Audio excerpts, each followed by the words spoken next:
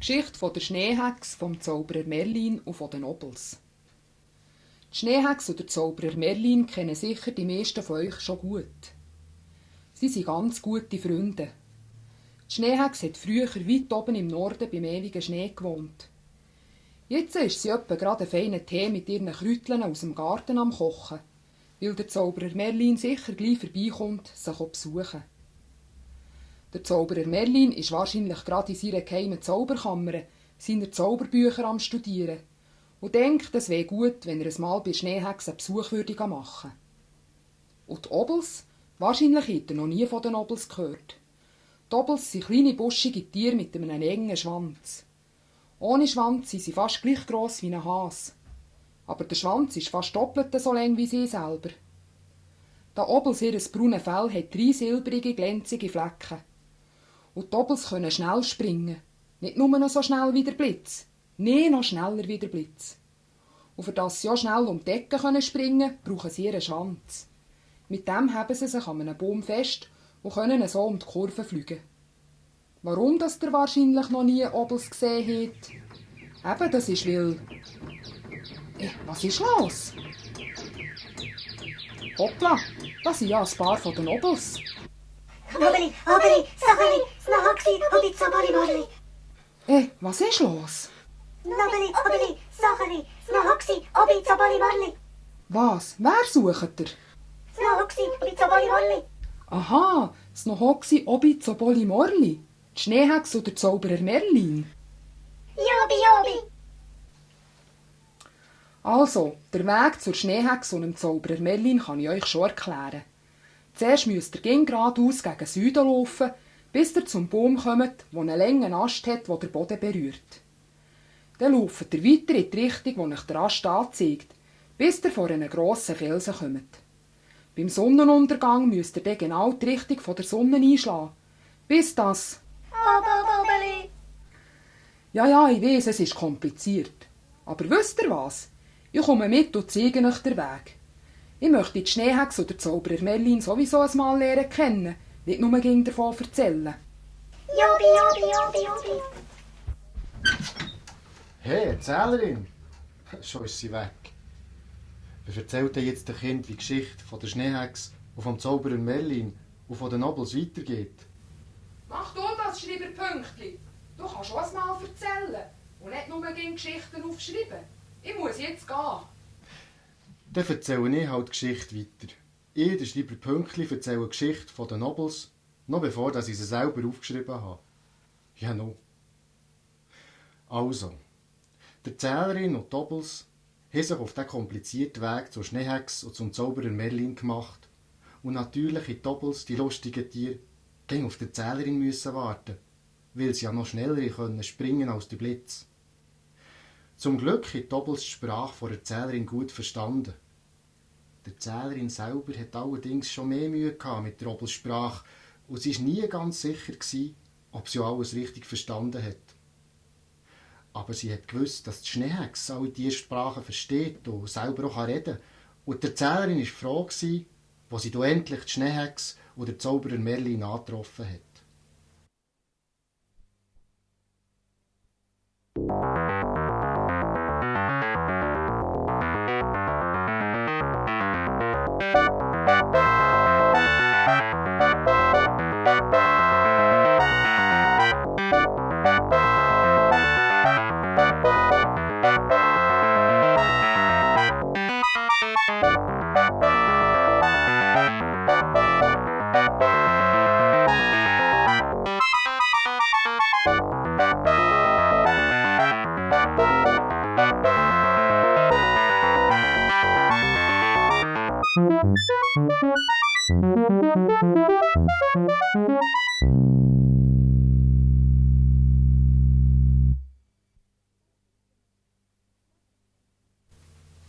Das ist eine Überraschung. Da kommen ja die Obels.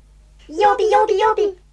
Robel und Doppel, Wobbel, der Mobbel und der Schnobbel, sogar der Bobbel und der Kobbel. Ihr alle seid zu mir gekommen. Wie geht's euch denn?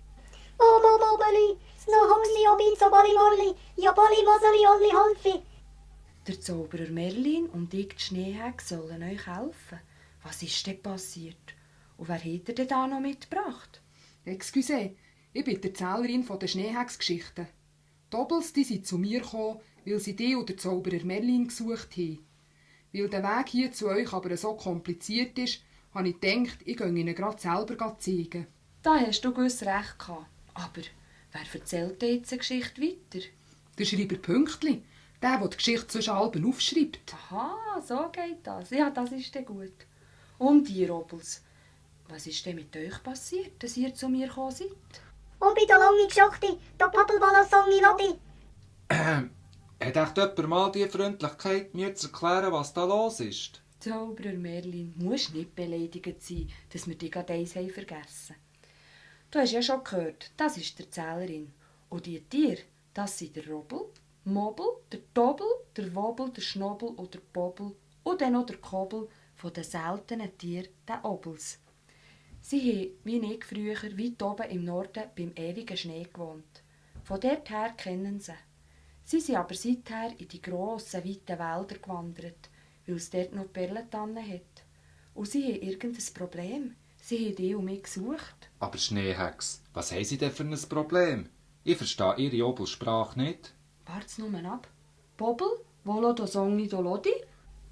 Jobi, Jobi, Pappelsong Jo. In weite Wälder mit Bäumen noch mehr, als es Wassertropfen hat im nahen See. Dort wohnen wir Obels, wir brauchen viel Platz, will wir noch schneller sein als der Platz.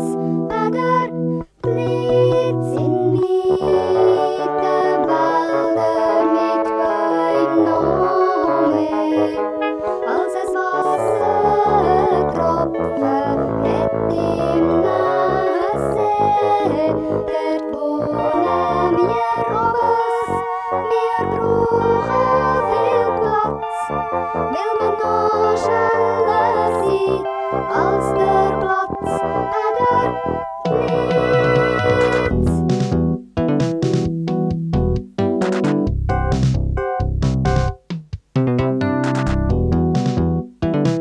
Wir rennen durch den Wald,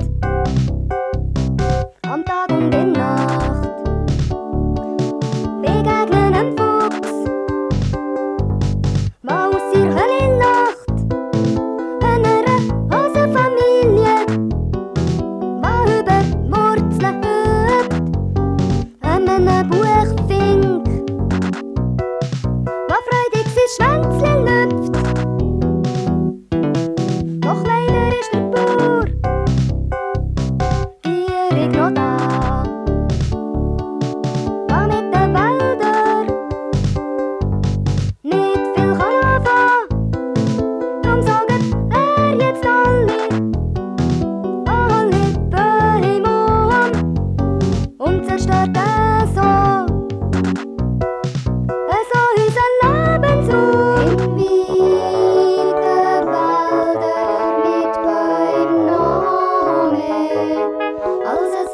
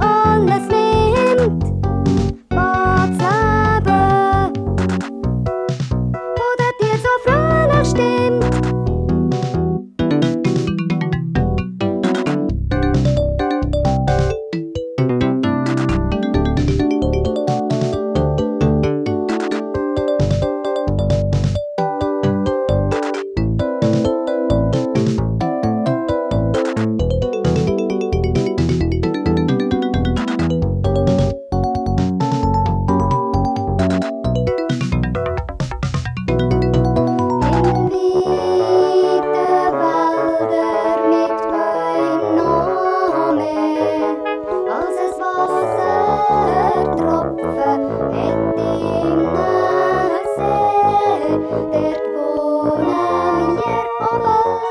Wir brauchen viel Platz, weil wir noch schneller sind als der.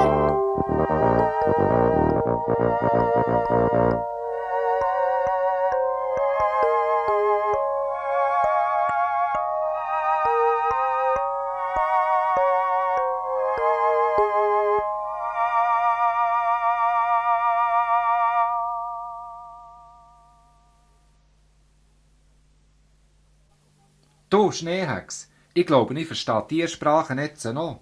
Das, was da der Popel gesungen hat, habe ich alles ganz gut verstanden. Schön wär's für dich. Pobel hat die Sprache voll. Das habe ich jetzt wieder nicht verstanden. Also ich komme nicht mehr draus. Doppels hat gesagt, der Bobel hätte einen Sprachfehler.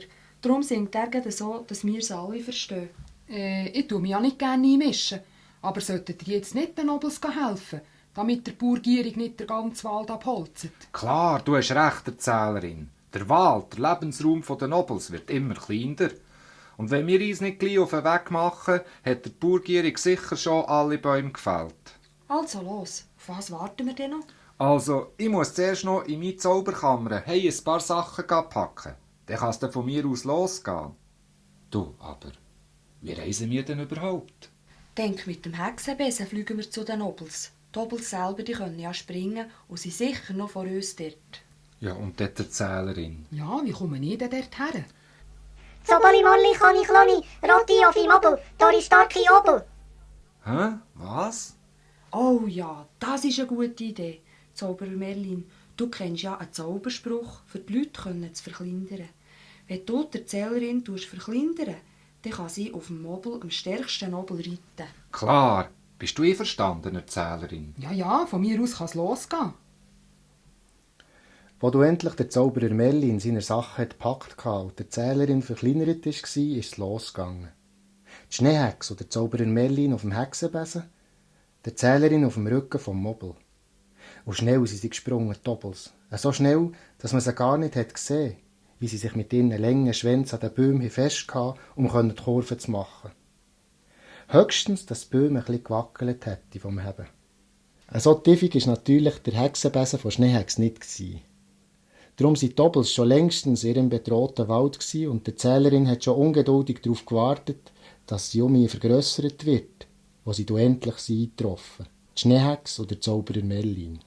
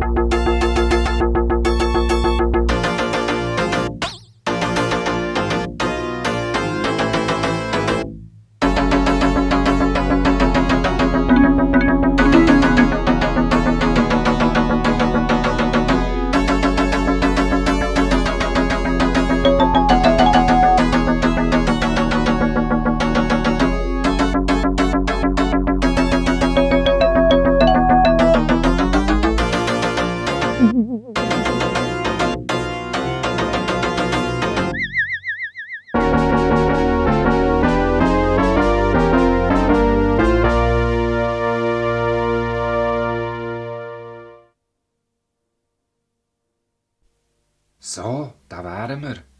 Schön sieht sie aus. Was sind denn das für komische Bäume?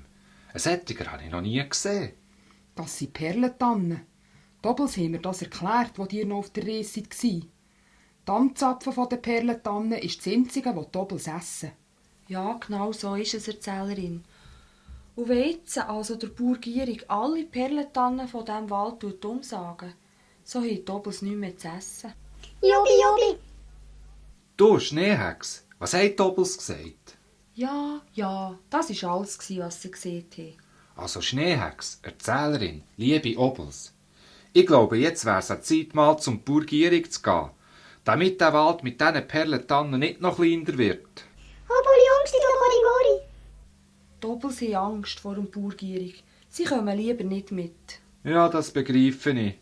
Sie haben ja bis jetzt nur schlechte Erfahrungen mit ihm gemacht. Aber wie kommen wir denn dorthin, wenn die Doppels nicht mitkommen? Dann kann ich ja gar nicht auf dem Mobel reiten. Oder habe ich auch noch Platz auf dem Hexenbesen? So stark ist leider mein Hexenbesen auch wieder nicht, dass er gerade alle 3 möchte tragen. Ich weiss was, Erzählerin. Du kannst doch den Nobels während unserer Abwesenheit eine Geschichte erzählen. Das kannst du ja so gut. Jobi, Jobi. Ja gut, dann fange ich es mal an.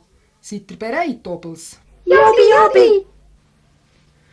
Dann erzähle ich euch die Geschichte vom Bauer Hässig. Der Bauer Hässig hat nicht weit von mir daheim gewohnt. Er hatte einen Bauernhof mit Kühen und Hühnern. Auf seinen Feldern hat er Korn und Gemüse gepflanzt. Gerade ging so viel, wie er gebraucht hat zum Leben. Nicht mehr und nicht weniger. Sogar einen Teich mit Enten und Fröschen hat er. Und manchmal hat auch einmal ein Storch bei ihm Halt gemacht. Rings um den Bauer Hässig seinen Bauernhof haben alle Tiere in Frieden gelebt. Die Hasen auf der Matte, die Rehe im Wald und die Vögel überall. Alles war zufrieden und ruhig, bis eines Tages der Bauer Hässig gefunden hat, dass er auch viel mehr könnte haben, als nur gerade genug zum Leben. Von grossen Häusern, fast Schlösser hat er geträumt, mit riesigen geheizten Schwimmbädern und von Geld und Gold und grossen Gütern. So hat der Bauer Hässig angefangen, mehr Land als vorher mit Korn und Gemüse zu bepflanzen. Er hat den Wald abgeholzt und die Rehe vertrieben, für noch mehr Land für sich zu nutzen. Der Teich hat er aufgeschüttet, und das hat mehr Land gegeben. Die Kühe hat er nur noch im Stall gelassen und die Hühner in kleine Käfige gesperrt. So hat er mehr Kühe und Hühner suchen tun und hat erst noch weniger Platz gebraucht. Damit auf den Feldern dann ganz sicher mehr wächst, hat er chemischen Dünger gebraucht. Ja, so ist es ein Jahr oder 2 lang gut gegangen. Viel Geld hat er verdient in dieser Zeit. Aber nachher ist es jedes Jahr schlimmer geworden. Trotz dem Dünger ist nicht mehr gewachsen als früher. Der Boden hat es nicht mehr vertreten.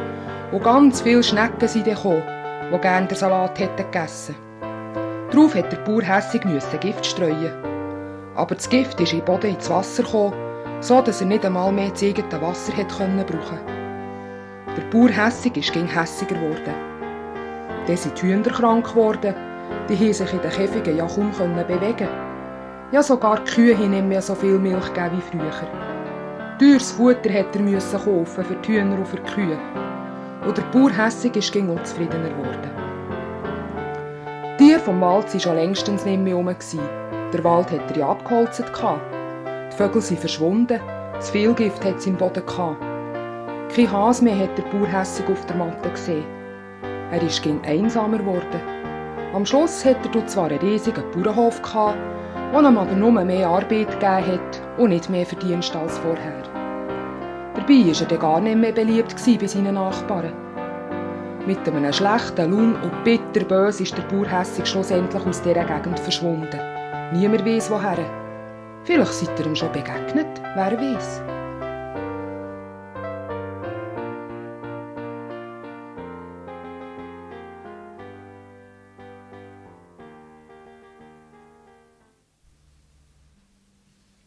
Während die Erzählerin der Obels Geschichte vom Bauer Hässig erzählt hat, sind die Schneehexe oder Zauberer Merlin mit dem Hexenbesen über die grossen Pellentannenwälder geflogen und schon gleich beim Bauer Gierig angekommen, der in dem Moment gerade mit einem Bieli eine Pellentanne umhauen.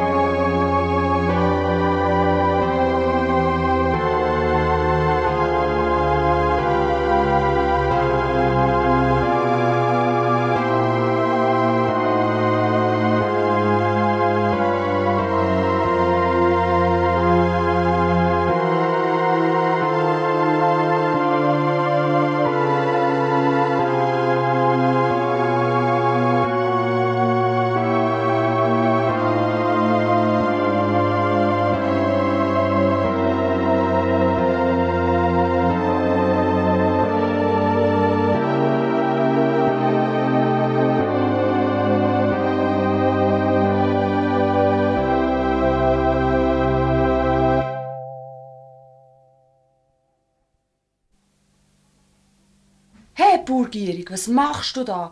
Warum willst du die gesunden Perlentannen umtun? Was geht euch das an? Und wer seid ihr überhaupt? Das ist die Schneehex und ich bin der Zauberer Merlin. Und uns geht das Ganze etwas an, weil wir Freunde von den Nobels sind. So, Freunde von diesen Obels. So. Haben euch die blöden Tiere also geschickt? Jedenfalls, ich bin kein Freund von den Nobels. Die mit ihrem blöden Wald. Aber warum tust jetzt du den Obels ihrer Bäume um? Ich brauche Land. Ich brauche Felder zum Bebauen, für Korn und Gemüse. Wenn ich aber so schaue, hast du schon sehr, sehr viel Land, was du bepflanzen. Ich brauche noch mehr.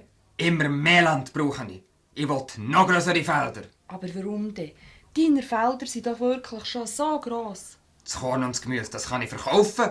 Und wenn ich noch mehr abpflanze, dann kann ich noch mehr verkaufen. Aha, reich willst du werden, Burgierig. Da haben wir's. Und dass dabei der Lebensraum der Obels kleiner wird, ist denn dir das gleich? Die Obels, die nützen mir doch nichts.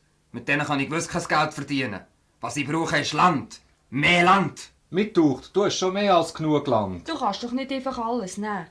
Klar kann ich. Ich muss sogar, ich muss. Geht ihr dorthin, wo ihr hergekommen seid. Ihr haltet mich nur von Arbeit ab. Bäume fällen muss ich. Bäume fällen. Noch mehr.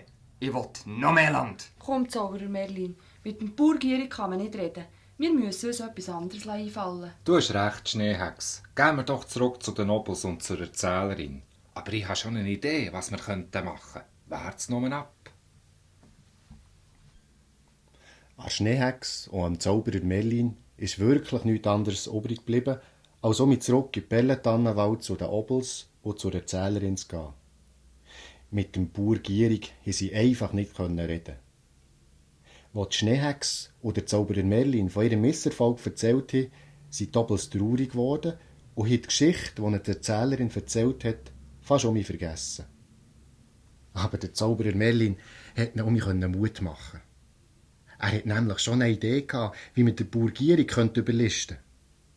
Der Zauberer Merlin hat zwar nichts verraten, was es für eine Idee ist. Er hat nur gesagt, alle Obels und die Erzählerin sollen am Abend, nach dem Sonnenuntergang, um mich hierher kommen.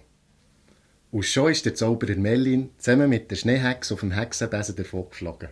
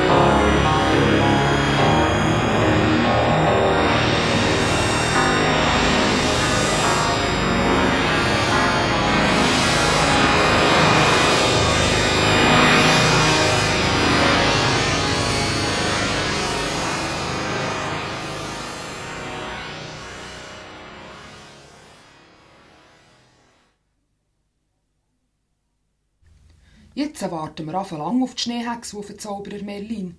Die Sonne ist schon lange unter. Eigentlich sollten sie längstens zurück sein. Aber vielleicht hat sie etwas aufgehalten. Ja, nu. Dann erzähle ich euch noch eine andere Geschichte. So gut wie dir, liebe Obels, kann kaum jemand meinen Geschichten zuhören. Tobi, no hoxi obi zoboli molli. Ah ja, genau, da kommen sie zu fliegen. Die Schneehexe oder der Zauberer Merlin auf dem Hexenbesen. Aber was bringen denn die da für einen schweren Sack mit? Es tut mir leid, dass wir erst so spät kommen. Aber der Sack, den wir hier gebracht haben, ist schwerer, als er aussieht. Darum haben wir eben mit dem Hexenbesen nicht so schnell fliegen. Aber wo seid ihr denn gewesen? Und was hat ihr im Sack? Ich kann mir zwar etwa vorstellen, dass der Zauberer Merlin Hurti in seine geheime Zauberkammer geflogen ist. Genau, Erzählerin. Und zwar sind wir Zaubersamen holen. Der ganze Sack hier ist voller Zaubersamen. Und mit denen spielen wir jetzt am Burgierigen Streich. Wenn man nämlich die Samen setzt, dann wächst gerade sofort eine Perlentanne. Und überall, wo der Burgierig eine Perlentanne umgefällt hat, setzen wir jetzt in dieser Nacht einen Zaubersamen. Jobi, borigoris bolistrochi. Ja, Obels, jetzt spielen wir einen burgierigen Streich. Dann machen wir uns am besten gerade auf den Weg. Alle, die hier sind, sollen gerade ein paar von diesen Zaubersamen mitnehmen. Und dann sollten wir den leislich machen, dass wir nicht etwa noch den Burgierig wecken.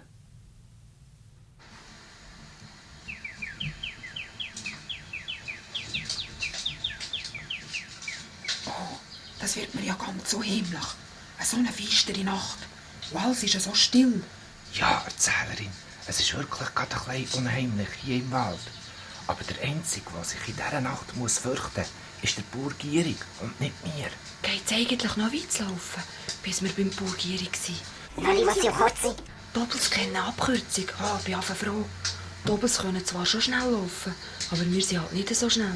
Ich glaube, ich sehe dort schon das Ende vom Wald. Mir kommt so gerade so vor. Oh ja, wir sind da. Also, jetzt sollen mal alle dort, wo sie ein Loch sehen, wo früher mal eine Perlentanne gestanden ist, einfach einen Zaubersamen reinwerfen. Ich mache es mal vor. Und hopp. Jobi. Das ist kaum zum Glauben. Schon steht eine Perlentanne da. Das sind wirklich Zaubersamen. Ich wollte es auch gerade probieren. Und hopp. Jobi, noli oli voli hoppi hoppi.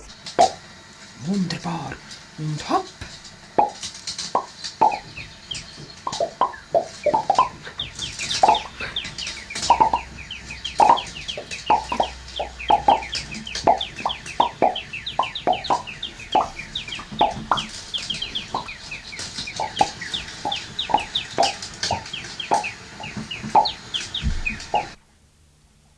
Ich Perlentanne und die andere ist um mich gestanden.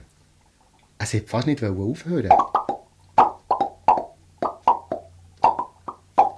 Und noch bevor es getagt hat, sind alle Perlentanne, die der Burgierig umgehauen hat, um mich gestanden.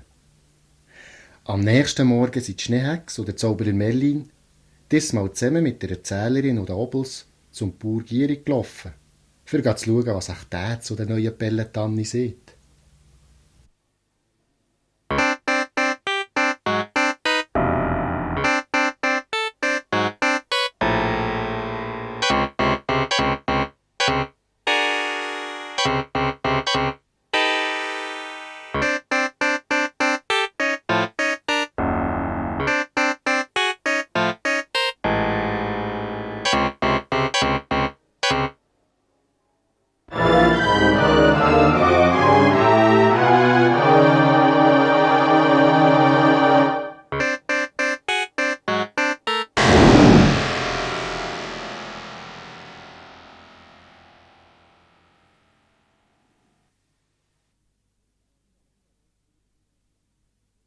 Heitere Fahne, was ist denn da passiert?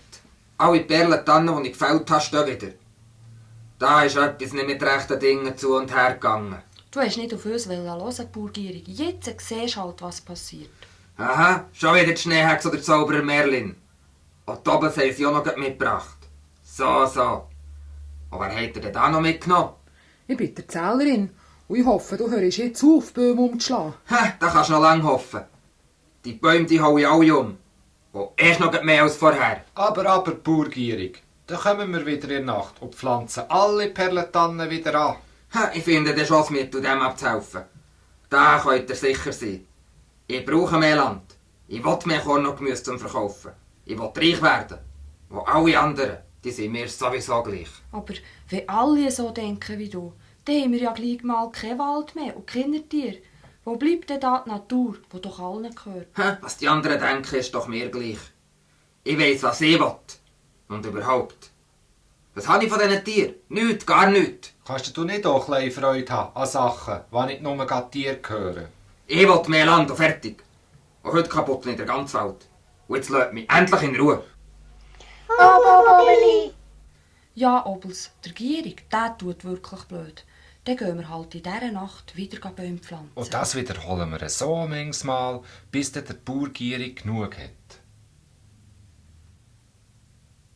Traurig sind sie heimgegangen. Die Schneehex, der Zauberer Merlin, die Zählerin und die Obels.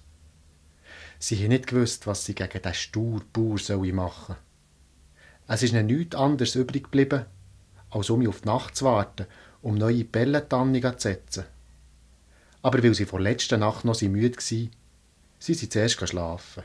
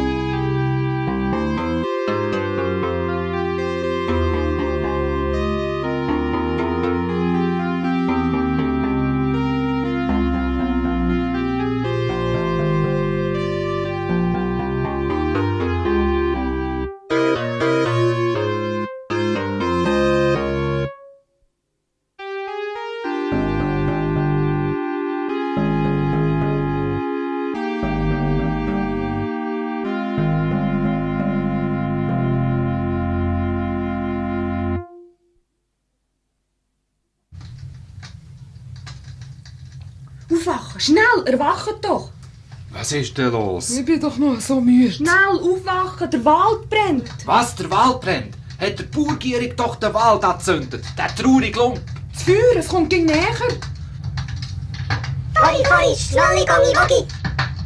Ja, Obels, geht schnell weg von hier, gerade runter an den See. Dort kann euch nichts passieren. Wir kommen ja gerade mit. Wir sind nur nicht so schnell. Der niederträchtige Lump. Zündet einfach den Wald an. Was können wir gegen das Feuer noch machen? Jetzt müssen wir auch viele Sachen zum See. Dann sind wir in Sicherheit. Mach du das, Erzählerin, du kennst ja den Weg. Der Zauberer Merlin und ich gehen mit dem Hexenbesen von oben runter schauen, wie schlimm das der Waldbrand ist. Ja, Schneehex, wo ist der Hexenbesen? Hier ist er, komm, wir gehen. Hopp, Hexenbesen, in die Luft.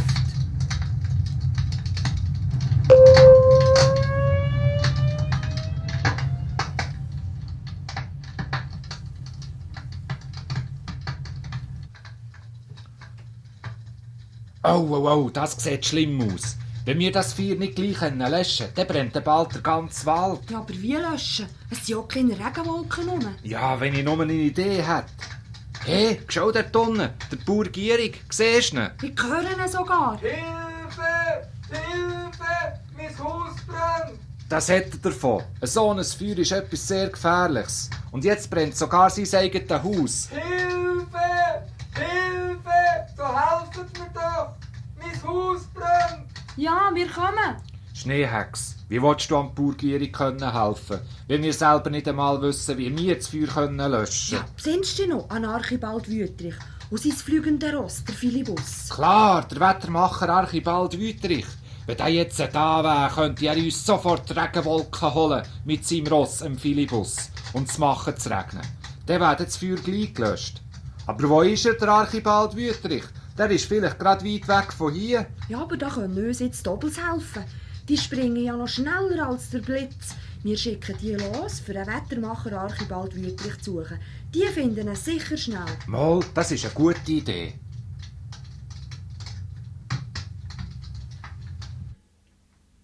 Daraufhin sind die Schneehex und der Zauberer Merlin zum See geflogen, wo die Obels und die Erzählerin schon gewartet haben. Gleich hat die Schneehex den Obels erklärt, was sie zu tun haben. Und in alle 4 Himmelsrichtungen sind die Obels davongerannt, für den Wettermacher Archibald Wüthrich zu suchen. Da hat sich doch mal gezeigt, was es heisst, schneller zu springen als der Blitz. Sogar die Schneehex oder der Zauberer Merlin waren überrascht. Kaum sind die Obels nämlich davon gesprungen, sie sind schon gekommen. Und sie haben erzählt das, aber das können sie euch gerade selber sagen.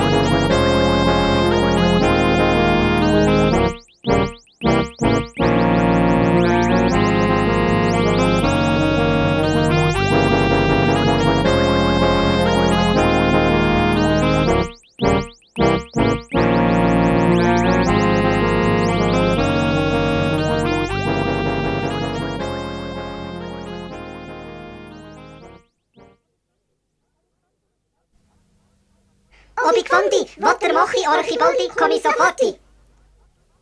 Sie haben ihn gefunden, der Wettermacher Archibald Wüthrich. Er komme sofort. Dort am Himmel sieht man schon ein Pinktli, das näher kommt. Das ist sicher der Archibald mit dem Philibus. Und hinterdran sehe ich schon ganz viele Wolken. Ganze Häufen Regenwolken schleppt da der Archibald mit dem Philibus her. Ich glaube, es fängt schon an zu regnen. Jobi, Jobi, Rogli, Rogli, Snohoxi, Jobi, Zoboli, Morli. Mal, es regnet und gewittert. Da hat uns der Archibald Wüthrich wirklich geholfen. Aber wo ist er denn jetzt überhaupt? Ich sehe ihn gar nie mehr. Ich habe ihn gesehen weiterfliegen mit dem Philibus. Du kennst ja den Archibald. Nie hat er Zeit. Wahrscheinlich war das noch an einem anderen Ort auf Regenwolken. Ich habe da mit dem Regen noch ein Briefli gesehen an Kien. Vielleicht ist das vom Archibald. Sag, was steht drinnen? Ich lese es mal vor. Liebe Schneehex, liebe Zauberer Merlin, liebe Erzählerin, liebe Obels. Ich habe leider keine Zeit, für bei euch vorbeizukommen. Ich muss dringend weiter zum Nordpol. Dort muss ich es schneien. Aber ich sehe euch sicher gleich um mich. Ein lieber Gruß vom Archibald Wüthrich und ein herzliches Heu von meinem Ross Philibus. Du hast recht gehabt, Zauberer Merlin. Der hat es dann wirklich brisant, der Archibald Wüthrich. Dann bleibt uns jetzt nichts anderes übrig, als zu warten, bis der Regen das Feuer gelöscht hat. Ich glaube so. Du, Erzählerin, wie ist es eigentlich dir und Obels gegangen hier am See, bis der Zauberer Merlin und ich eingetroffen sind? Ja, das war ein besonderes Erlebnis. Nicht nur die Obels und ich sind zum See gegangen. Aus allen Himmelsrichtungen sind Tiere aus dem Wald gekommen, für hier Schutz zu suchen. Zuerst sind die Hirsche, die Rehe, die Füchse, die Hasen und all die Tiere gekommen, die schnell springen können. Darauf auch eine Igelfamilie, Schnecken, Käfer, einfach die Tiere, die nicht so schnell sind. Mir ist es dabei fast so vorgekommen, wie wenn alle Vögel von Luft aus den anderen Tieren am Boden den Weg gezeigt haben zum See. Ich hätte nie gedacht, dass so viele verschiedene Tiere hier im Wald leben. Und nachher hat er gewartet und Angst gehabt. Nein, Schneehex. Nachher habe ich allen Tieren, die da waren, eine Geschichte erzählt. Die Geschichte vom Vogel Fasola und von den Zwergen aus Gwendoland. Ganz gespannt haben alle zugelassen und haben während der Geschichte die Angst vor dem Waldbrand ein bisschen verloren. So wie es aussieht, ist das Feuer gelöscht. Ich sehe es einmal nie noch mehr brennen. Und jetzt hört es so langsam auf zu regnen. Da haben wir dann noch einmal Glück gehabt. Ja, so ein Waldbrand ist schon etwas so heimlich Gefährliches. Ich glaube, dann wollen wir mal die Perlentannen, die verbrannt sind, wieder mit Zaubersamen ersetzen. Jubi, jubi, jubi! Warum seid ihr so aufgeregt, Obels? Da, der Bauer Gierig kommt. Aha, Burgierig, was führt dich hierher? Ah ja, ich möchte mich entschuldigen. Es war wirklich nicht recht, dass ich den Wald abholzen wollte. Und das Feuer, das ich gemacht habe, für den Wald zu verbrennen, das war noch der grössere Blödsinn. Es tut mir wirklich sehr leid. Hobby, Hobby! Ja, Obels, ich will noch nie mehr etwas leid tun. Das verspreche ich. Ich helfe noch sogar, wenn ihr Perlentannen wieder setzen wollt. Gut, Burgierig, wir glauben dir das. Und dein Haus, ist dort der Brand auch gelöscht? Das schon, aber es war spät. Es ist alles abgebrannt. Du Holfi nobi por la tonni sozzi, noi Holfi povi novi Hossi. Was hat Obels gesagt? Dir geht's grad gleich wie mir. Ich verstehe noch nicht. Sie haben gesagt, dass wenn der Bauergierig ihnen helfen, Perlentannen setzen, dann helfen sie ihm auch ein neues Haus bauen. Oh, da bin ich natürlich schon einverstanden. Und wir helfen auch, Schneehexenzauberer Merlin. Ja, klar. Und gleich darauf hat es nur noch so gemacht im Wald. Und jedes Mal ist dank dem Zaubersamen vom Zauberer Merlin eine neue Pelletanne entstanden. Und weil alle einander geholfen haben, ist schon gleich der ganze Pellentannenwald in seiner schönsten Pracht mit angestanden. Der Bauer Gierig hat sogar noch viel von seinen Feldern dazugegeben. So viel, dass der Wald noch grösser ist geworden als vorher. Natürlich haben alle dem Bauer Gierig geholfen, sein Haus aufzubauen. Aber er hat nicht mehr so ein grosses wollen wie früher. Und als alles fertig war, hat der Bauer Gierig noch ein Fest gemacht.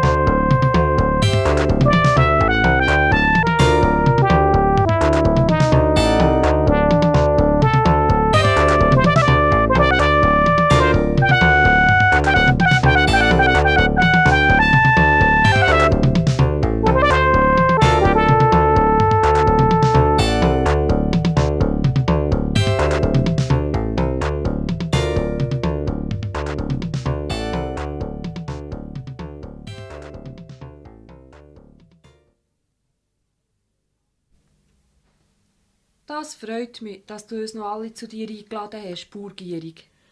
Weisst, Schneehex, jetzt ist mir viel klar geworden. Die Erzählerin hat mir nämlich noch die Geschichte vom Bauer Hessig erzählt. Und dem ist es ja fast gleich gegangen wie mir. Das hat mich sehr beeindruckt. Ja, die Erzählerin mit ihren Geschichten, die ist selber auch sehr eindrücklich. Es bringt wirklich nichts, wenn man gegen noch mehr will.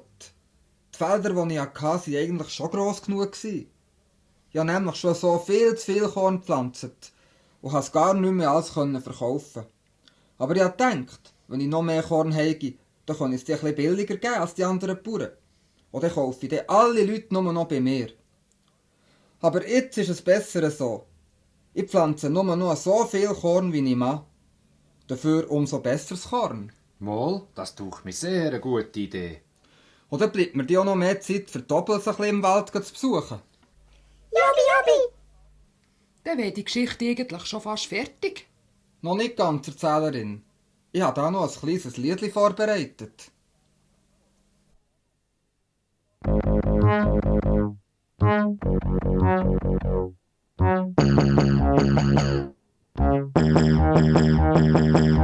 Ich bin der Burgierig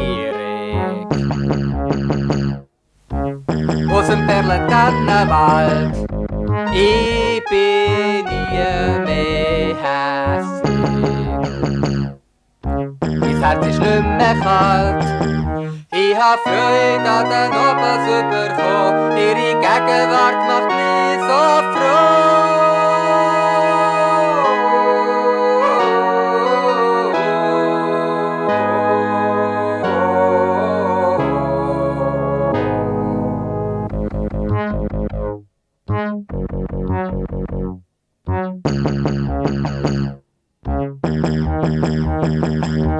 Kein Tier ist mehr traurig.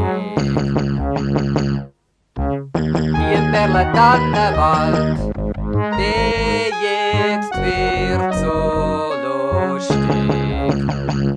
Ich nie mehr so bald, ich hab Freude an den Nobels bekommen. Ihre Gegenwart macht mich so